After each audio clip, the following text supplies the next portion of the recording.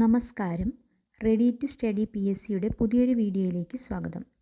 PSC പരീക്ഷകൾക്ക് ചോദിക്കാൻ സാധ്യതയുള്ള പുതിയ SCERT പാഠപുസ്തകത്തിലെ കുറച്ച് കാര്യങ്ങളാണ് നമ്മൾ ഈ വീഡിയോയിൽ ഡിസ്കസ് ചെയ്യാൻ പോകുന്നത്. 5ാം ക്ലാസ് സോഷ്യൽ സയൻസ് പാഠപുസ്തകത്തിലെ 7ാമത്തെ ചാപ്റ്ററായ ഗതാഗത ആശയവിനിമയ സംവിധാനങ്ങൾ എന്ന പാഠഭാഗമാണ് നമ്മളിവിടെ നോക്കാൻ പോകുന്നത്. കര, റെയിൽ, വ്യോമ ഗതാഗത മാർഗങ്ങളെക്കുറിച്ചും ആശയവിനിമയ സംവിധാനങ്ങളെക്കുറിച്ചുമാണ് ഈ പാഠഭാഗം പറയുന്നത്. ഇതിൽ PSCക്ക് ചോദിക്കാൻ സാധ്യതയുള്ള കുറച്ച് കാര്യങ്ങൾ നമുക്ക് നോക്കാം. വാഹനം എന്താണ് എന്നാണ് നോക്കുന്നത്. വഹിച്ചു കൊണ്ടുപോകുന്ന ഉപകരണം എന്നാണ് വാഹനം എന്ന പദത്തിൻ്റെ അർത്ഥം. വഹിച്ചു കൊണ്ടുപോകുന്ന ഉപകരണം എന്നാണ് വാഹനം എന്ന പദത്തിൻ്റെ അർത്ഥം. മനുഷ്യർ സഞ്ചാരത്തിനായും ചരക്കുകൾ കൊണ്ടുപോകുന്നതിനായും ഉപയോഗിക്കുന്ന യാന്ത്രികേതര സംവിധാനങ്ങളാണ് വാഹനങ്ങൾ. അപ്പോൾ വാഹനം എന്ന് വെച്ചാൽ വഹിച്ചു കൊണ്ടുപോകുന്ന ഉപകരണം എന്നാണ് വാഹനം എന്ന വാക്കിൻ്റെ അർത്ഥം. മനുഷ്യൻ സഞ്ചാരത്തിനായും ചരക്കുകൾ കൊണ്ടുപോകുന്നതിനായും ഉപയോഗിക്കുന്ന യാന്ത്രികേതര സംവിധാനങ്ങളാണ് വാഹനങ്ങൾ. ഏകദേശം 5000 വർഷങ്ങൾക്ക് മുൻപ് മെസ്സോപ്പൊട്ടേമിയക്കാർ ചക്രങ്ങൾ നിർമ്മിച്ചതായി കരുതപ്പെടുന്നു. ഏകദേശം 5000 വർഷങ്ങൾക്ക് മുൻപ് മെസ്സപ്പൊട്ടേമിയക്കാർ ചക്രങ്ങൾ നിർമ്മിച്ചിരുന്നതായി കണക്കാക്കുന്നു. അതിനുശേഷം ഈജിപ്തുകാരും റോമക്കാരുമൊക്കെ ചക്രങ്ങൾ മെച്ചപ്പെടുത്തിയതായി പറയുന്നു. അപ്പോൾ 5000 വർഷങ്ങൾക്ക് മുന്നേ തന്നെ മെസ്സോപ്പൊട്ടേമിയക്കാർ ചക്രങ്ങൾ ഉപയോഗിച്ചിരുന്നു. ഇന്നത്തെ ഇറാഖ് ഉൾപ്പെടുന്ന പ്രദേശമാണ് മെസ്സൊപ്പൊട്ടേമിയൻ സംസ്കാരം നിലനിന്നിരുന്നത്. യൂഫ്രട്ടീസ്, ടൈഗ്രിസ് എന്നീ നദികൾക്കിടയിലാണ് ഈ പ്രദേശം. രണ്ടു നദികൾക്കിടയിലുള്ള പ്രദേശം എന്നാണ് മെസ്സൊപ്പൊട്ടേമിയ എന്ന വാക്കിൻ്റെ അർത്ഥം. രണ്ട് നദികൾക്കിടയിലുള്ള പ്രദേശം എന്നാണ് മെസ്സൊപ്പൊട്ടേമിയ എന്ന വാക്കിൻ്റെ അർത്ഥം. ഇന്ന് നാം ഉപയോഗിക്കുന്ന പ്രധാന ഗതാഗത മാർഗങ്ങളും അവയുടെ തരംതിരിവുകളും നോക്കാം. ഇന്ന് നാം ഉപയോഗിക്കുന്ന പല വിധത്തിലുള്ള ഗതാഗത മാർഗങ്ങളെക്കുറിച്ച് നോക്കാം. ഗതാഗത മാർഗങ്ങൾ പ്രധാനമായും 3ആയിട്ട് തിരിച്ചിട്ടുണ്ട്: കരഗതാഗതം, ജലഗതാഗതം, വ്യോമഗതാഗതം. ഗതാഗത മാർഗങ്ങൾ പ്രധാനമായും 3ആയി തിരിച്ചിരിക്കുന്നു: കരഗതാഗതം, ജലഗതാഗതം, വ്യോമഗതാഗതം. കരഗതാഗതം പിന്നെയും 2ആയി തിരിഞ്ഞിരിക്കുന്നു: റോഡ് ഗതാഗതം, റെയിൽ ഗതാഗതം. റോഡ് ഗതാഗതവും റെയിൽ ഗതാഗതവും കരഗതാഗത മാർഗങ്ങളാണ്. ജലഗതാഗത മാർഗങ്ങളെ ഉൾനാടൻ ജലഗതാഗതമെന്നും കടൽ സമുദ്ര ഗതാഗതം എന്നും 2ആയി തിരിച്ചിരിക്കുന്നു. ജലഗതാഗത മാർഗങ്ങളെ ഉൾനാടൻ ജലഗതാഗതമെന്നും കടൽ സമുദ്ര ജലഗതാഗതമെന്നും 2ആയി തിരിച്ചിരിക്കുന്നു. വ്യോമഗതാഗതം ദേശീയ വ്യോമഗതാഗതമെന്നും അന്തർദേശീയ വ്യോമഗതാഗതമെന്നും 2ആയി തിരിച്ചിരിക്കുന്നു. വ്യോമഗതാഗതം ദേശീയ വ്യോമഗതാഗതമെന്നും അന്തർദേശീയ വ്യോമഗതാഗതമെന്നും 2ആയി തിരിച്ചിരിക്കുന്നു. അപ്പോൾ ഗതാഗത മാർഗങ്ങളെ 3ആയി തിരിച്ചിരിക്കുന്നു: കര, ജല, വ്യോമ ഗതാഗത മാർഗങ്ങൾ. കരഗതാഗതം 2ആയി തിരിഞ്ഞിരിക്കുന്നു: റോഡ് ഗതാഗതം, റെയിൽ ഗതാഗതം. ജലഗതാഗതം 2ആയി തിരിഞ്ഞിരിക്കുന്നു: ഉൾനാടൻ ജലഗതാഗതം, കടൽ സമുദ്ര ജലഗതാഗതം. വ്യോമഗതാഗതം ദേശീയ വ്യോമഗതാഗതമെന്നും അന്തർദേശീയ വ്യോമഗതാഗതമെന്നും 2ആയി തിരിഞ്ഞിരിക്കുന്നു. ഇനി നമുക്ക് ഇവയുമായി ബന്ധപ്പെട്ട് PSCക്ക് ആവശ്യമുള്ള കുറച്ച് കാര്യങ്ങൾ നോക്കാം. ആധുനിക രീതിയിലുള്ള റോഡ് നിർമ്മാണത്തിന് തുടക്കമിട്ടത് 1820-ലാണ്. ആധുനിക രീതിയിലുള്ള റോഡ് നിർമ്മാണത്തിന് തുടക്കമിട്ടത് 1820-ലാണ്. 1820 സ്കോട്ടിഷ് എഞ്ചിനീയറായ JL മെക്ആദം ആണ് ആധുനിക രീതിയിലുള്ള റോഡ് നിർമ്മാണത്തിന് തുടക്കമിട്ടത്. ഇത്തരം റോഡുകൾ മെക്ആദം റോഡുകളെന്ന് അറിയപ്പെടുന്നു. കരിങ്കൽ കഷ്ണങ്ങൾ നിരത്തി റോഡ് റോളർ മെഷീനുകൾ ഉപയോഗിച്ച് നിർമ്മിക്കുന്ന റോഡുകളാണ് മെക്ആദം റോഡുകൾ. കരിങ്കൽ കഷ്ണങ്ങൾ നിരത്തി റോഡ് റോളർ മെഷീൻ ഉപയോഗിച്ച് നിർമ്മിക്കുന്ന റോഡുകളാണ് മെക്ആദം റോഡ്. അപ്പോൾ 1820 സ്കോട്ടിഷ് എഞ്ചിനീയറായ JL മെക്ആദമാണ് ആധുനിക രീതിയിലെ റോഡ് നിർമ്മാണത്തിന് തുടക്കമിട്ടത്. ആധുനിക രീതിയിലെ റോഡ് നിർമ്മാണത്തിന് തുടക്കമിട്ടതാര് എന്ന് ചോദിച്ചാൽ JL മെക്ആദം. 1820 അദ്ദേഹം സ്കോട്ടിഷ് എഞ്ചിനീയറാണ്. അത്തരത്തിൽ നിർമ്മിക്കുന്ന റോഡുകളെ മെക്ആദം റോഡുകളെന്ന് പറയുന്നു. ഇന്ത്യയിലെ പ്രധാന ഹൈവേകളിൽ ഒന്നാണ് സുവർണ ചതുഷ്കോണം. ഇന്ത്യയിലെ പ്രധാന ഹൈവേകളിൽ ഒന്നാണ് സുവർണ ചതുഷ്കോണം അഥവാ ഗോൾഡൻ ക്വാഡ്രിലാറ്ററൽ. സുവർണ ചതുഷ്കോണം അഥവാ ഗോൾഡൻ ക്വാഡ്രിലാറ്ററൽ. ഇന്ത്യയിലെ പ്രധാന വ്യാവസായിക കാർഷിക കേന്ദ്രങ്ങളെ ബന്ധിപ്പിക്കുന്ന ദേശീയപാതാ ശൃംഖലയാണിത്. ഇന്ത്യയിലെ പ്രധാന വ്യാവസായിക കാർഷിക കേന്ദ്രങ്ങളെ ബന്ധിപ്പിക്കുന്ന ദേശീയപാതാ ശൃംഖലയാണ് സുവർണ ചതുഷ്കോണം. ഡൽഹി, കൊൽക്കത്ത, മുംബൈ, ചെന്നൈ എന്നീ നഗരങ്ങളിലൂടെ ഇത് കടന്നു പോകുന്നു. ഈ ചോദ്യം മുന്നേയും ചോദിച്ചിട്ടുണ്ട്. സുവർണ ചതുഷ്കോണം ബന്ധിപ്പിക്കുന്ന നഗരങ്ങൾ ഏതെല്ലാമെന്ന്. ഡൽഹി, കൊൽക്കത്ത, മുംബൈ, ചെന്നൈ. ഡൽഹി, കൊൽക്കത്ത, മുംബൈ, ചെന്നൈ എന്നീ നഗരങ്ങളിലൂടെ കടന്നു പോകുന്നു. കൂടാതെ 12 സംസ്ഥാനങ്ങളിലൂടെയും ഈ പാത കടന്നു പോകുന്നു. 12 സംസ്ഥാനങ്ങളിലൂടെ കടന്നു പോകുന്നു. ഇത് ബന്ധിപ്പിക്കുന്ന പ്രമുഖ നഗരങ്ങളാണ് ഡൽഹി, കൊൽക്കത്ത, മുംബൈ, ചെന്നൈ. സുവർണ ചതുഷ്കോണം. ഇന്ത്യയിലെ മറ്റൊരു പ്രധാനപ്പെട്ട ഇടനാഴിയാണ് വടക്ക് തെക്ക് ഇടനാഴിയും കിഴക്ക് പടിഞ്ഞാറ് ഇടനാഴിയും. ഇന്ത്യയിലെ പ്രധാനപ്പെട്ട മറ്റൊരു പ്രധാനപ്പെട്ട ഹൈവേ ആണ് വടക്ക് തെക്ക് ഇടനാഴിയും പിന്നെ കിഴക്ക് പടിഞ്ഞാറ് ഇടനാഴിയും. വടക്ക് തെക്ക് ഇടനാഴി ബന്ധിപ്പിക്കുന്ന സ്ഥലങ്ങൾ ഏതെല്ലാം എന്ന് ചോദിച്ചാൽ ശ്രീനഗർ, കന്യാകുമാരി. ശ്രീനഗറിനെയും കന്യാകുമാരിയെയും തമ്മിൽ ബന്ധിപ്പിക്കുന്നതാണ് നോർത്ത് സൗത്ത് കോറിഡോർ അഥവാ വടക്ക് തെക്ക് ഇടനാഴി. വടക്ക് തെക്ക് ഇടനാഴി, നോർത്ത് സൗത്ത് കോറിഡോർ. നോർത്തിൽ ശ്രീനഗറിനെയും സൗത്തിൽ കന്യാകുമാരിയെയും തമ്മിൽ ബന്ധിപ്പിക്കുന്നു. ഇനി കിഴക്ക് പടിഞ്ഞാറ് ഇടനാഴി ബന്ധിപ്പിക്കുന്ന സ്ഥലങ്ങൾ. കിഴക്ക് പടിഞ്ഞാറ് ഇടനാഴി ബന്ധിപ്പിക്കുന്ന സ്ഥലങ്ങൾ സിൽച്ചാറിനെയും പോർബന്തറിനെയും. കിഴക്ക് ഭാഗത്ത് സിൽച്ചാറിനെയും പടിഞ്ഞാറ് ഭാഗത്തുള്ള പോർബന്തറിനെയും തമ്മിൽ ബന്ധിപ്പിക്കുന്നതാണ് കിഴക്ക് പടിഞ്ഞാറ് ഇടനാഴി. ഈസ്റ്റ് വെസ്റ്റ് കോറിഡോറും നോർത്ത് സൗത്ത് കോറിഡോറും. വടക്ക് തെക്ക് ഇടനാഴിയും കിഴക്ക് പടിഞ്ഞാറ് ഇടനാഴിയും.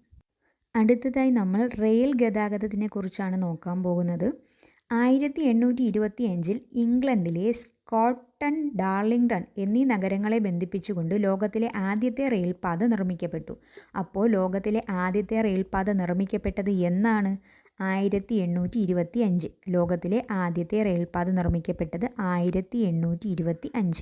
എവിടെയാണ് ലോകത്തിലെ ആദ്യത്തെ റെയിൽപാത നിർമ്മിക്കപ്പെട്ടത്? ഇംഗ്ലണ്ടിലാണ്. ലോകത്തിലെ ആദ്യത്തെ റെയിൽപാത നിർമ്മിക്കപ്പെട്ടത് ഇംഗ്ലണ്ടിലാണ്. 1825 സ്കോട്ടൺ, ഡാർലിംഗ്ടൺ എന്നീ നഗരങ്ങളെ ബന്ധിപ്പിച്ചുകൊണ്ടാണ് ഇത് നിർമ്മിക്കപ്പെട്ടത്. അപ്പോൾ ലോകത്തിലെ ആദ്യത്തെ റെയിൽപാത ബന്ധിപ്പിക്കുന്ന സ്ഥലങ്ങൾ ഏതെല്ലാം? സ്കോട്ടൺ, ഡാർലിംഗ്ടൺ. ലോകത്തിലെ ആദ്യത്തെ റെയിൽപാത ബന്ധിപ്പിക്കുന്ന സ്ഥലങ്ങളാണ് സ്കോട്ടൺ, ഡാർലിംഗ്ടൺ. 1825 ഇംഗ്ലണ്ടിലാണ് ആദ്യത്തെ റെയിൽപാത നിർമ്മിക്കപ്പെട്ടത്. ജോർജ് സ്റ്റീഫൻസൺ നിർമ്മിച്ച സ്റ്റീഫൻസൺ റോക്കറ്റ് എന്ന ലോക്കോമോട്ടീവാണ് ഈ പാതയിലൂടെ ആദ്യമായിട്ട് ഓട്ടിച്ചത്. അപ്പം ഈ റെയിൽ പാതയിലൂടെ ആദ്യമായിട്ട് ഓട്ടിച്ചത് എന്താണ്? സ്റ്റീഫൻസൺ റോക്കറ്റ് എന്ന് പറയുന്ന ലോക്കോമോട്ടീവ്. സ്റ്റീഫൻസൺ റോക്കറ്റ് എന്ന് അതിൻ്റെ പേരതാണ്. സ്റ്റീഫൻസൺ റോക്കറ്റ് എന്ന് പറയുന്ന ലോക്കോമോട്ടീവാണ് അതിലൂടെ ഓട്ടിച്ചത്. അത് നിർമ്മിച്ചതാരാണ്? George Stephenson. ഇങ്ങനെയൊരു കണ്ടുപിടുത്തത്തിലേക്ക് വഴിതെളിച്ചത് നമ്മൾ മുന്നേയുള്ള പാഠങ്ങളിൽ പറഞ്ഞതുപോലെ ആവി യന്ത്രത്തിൻ്റെ കണ്ടുപിടുത്തമായിരുന്നു. മുന്നേ ഉള്ള പാഠങ്ങളിൽ നമ്മൾ പറഞ്ഞിട്ടുണ്ടായിരുന്നു. ആവി യന്ത്രത്തിൻ്റെ കണ്ടുപിടുത്തമാണ് ഇങ്ങനെയൊരു ലോക്കോമോട്ടീവ് നിർമ്മിക്കാനായിട്ട് ജോർജ് സ്റ്റീഫൻസനും പ്രേരണയായത്.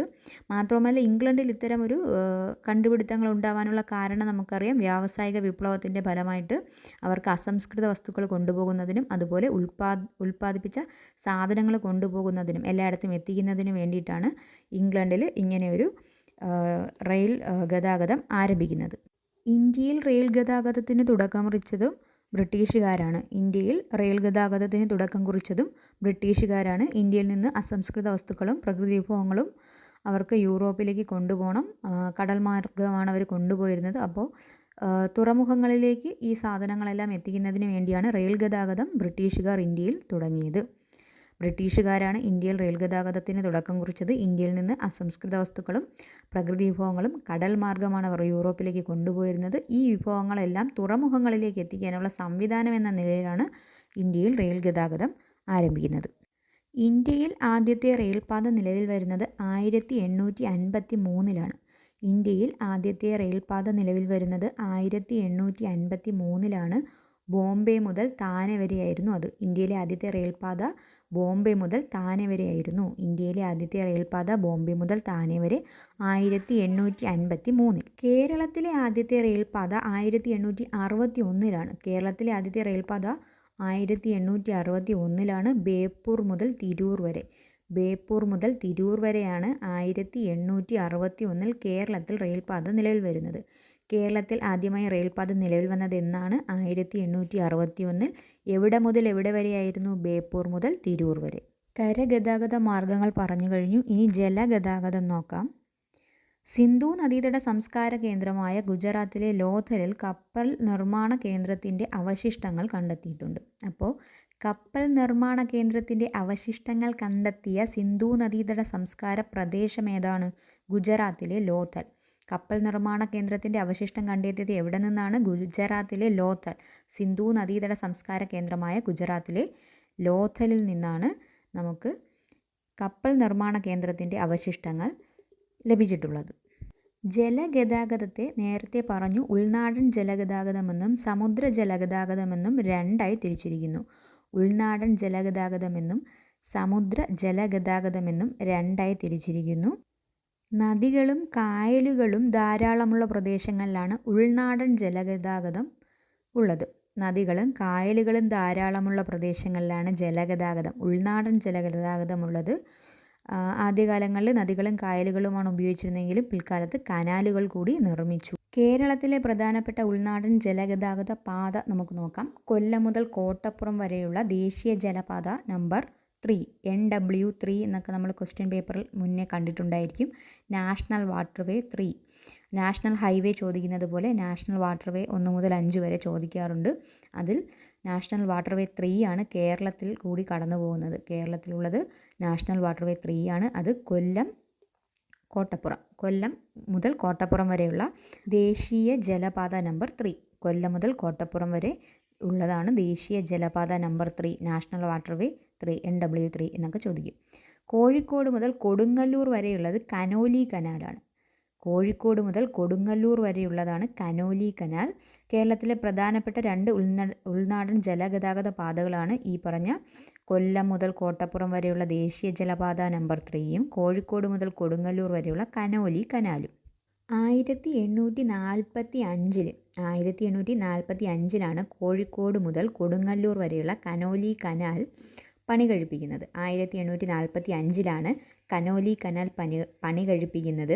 കോഴിക്കോട് മുതൽ കൊടുങ്ങല്ലൂർ വരെയാണ്. അന്ന് ബ്രിട്ടീഷ് ഭരണകാലത്ത് മലബാർ ജില്ലാ കളക്ടറായിരുന്ന HV Conolly, Henry Valentine Conolly എന്ന് പറയുന്ന അന്നത്തെ മലബാർ ജില്ലാ കളക്ടറിൻ്റെ ഒരു ആശയമാണിത്. 1845-ലാണ് കോഴിക്കോട് മുതൽ കൊടുങ്ങല്ലൂർ വരെ ഈ കനാൽ നിർമ്മിക്കുന്നത്. അദ്ദേഹത്തിൻ്റെ സ്മരണാർത്ഥമാണ് അതിനെ കനോലി കനാൽ എന്ന് വിളിക്കുന്നത്. പിന്നീട് പൊന്നാനി, ചാവക്കാട് ഭാഗങ്ങൾ കൂടി ഉൾപ്പെടുത്തിയാണ് കൊടുങ്ങല്ലൂർ വരെയുള്ള പുഴകളെ ബന്ധിപ്പിച്ചുകൊണ്ട് കനാൽ നിർമ്മിച്ചത്. Kozhikode Kodungallur Conolly canal. കിഴക്കിൻ്റെ വെനീസ് എന്നറിയപ്പെടുന്നത് ആലപ്പുഴ. കിഴക്കിൻ്റെ വെനീസ് എന്നറിയപ്പെടുന്നത് ആലപ്പുഴയാണ്. കിഴക്കിൻ്റെ വെനീസ് എന്നറിയപ്പെടുന്നത് ആലപ്പുഴയാണ്. തിരുവനന്തപുരം ജില്ലയിലെ വേളി, കഠിനംകുളം കായലുകളെ ബന്ധിപ്പിച്ച് നിർമ്മിച്ച കനാലാണ് പാർവതി പുത്തനാർ.